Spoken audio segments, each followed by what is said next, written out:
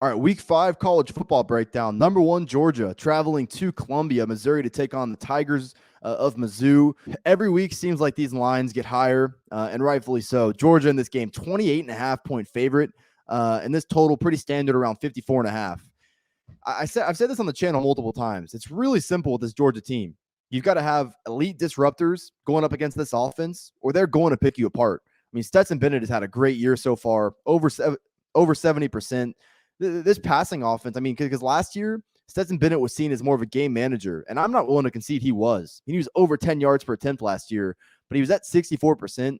He's taken that next step this year. I want to address one thing right off the jump. There's not the best formatting here. Are people genuinely concerned about Georgia after last week's Kent State game? I mean, yeah, it was a little bit ugly and made some mistakes. Is anybody really concerned about that long term? I can tell you one thing: I'm not. That has zero impact about how I view this game. They've played just as good this year as they have last year. We'll see if that holds true throughout the season, but still the number 1 defense in college football. And like I said, do you want to be laying 28.5 points on the road consistently? No, but if this line is 28.5 on the road, it's for a reason. Missouri can't hang with this level of Georgia team. I mean, we saw Missouri get smoked by Kansas State this year. They found a way to lose that game against Auburn last week. I don't know where this team is at. Brady Cook is, virtually no threat as a vertical passer in this game, which you're going to need to create explosive plays. I think Missouri is better along their offensive line than people think, but their defense is not good. And I don't care about last week against Auburn, because Auburn's style alone offensively just doesn't translate to what Georgia's going to do. I'm going to say it again. If you can't get pressure on Stetson Bennett, he will pick you apart. And I think this run game will get better throughout the year.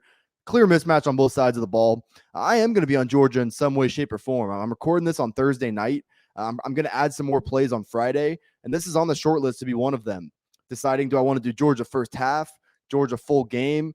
This line has moved a little bit in their direction. Maybe a Georgia team total, given just what I first half team total. There's a lot of different ways you could approach this game.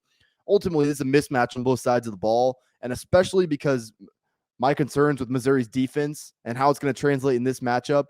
I think Georgia is going to be able to name their score in this one. I'll say it again. If you're concerned about Georgia and how they looked against Kent State last week, I don't know what to tell you. I think this game is, quite frankly, over before it starts. Before we get out of here, guys, I know you've been staring at the shirt the whole time. If you're wondering how you can look as cool and sexy as me, let me tell you, proud90.com, unique but very comfortable polos as well. They got t-shirts, hoodies, quarter zips, recently added a ladies line.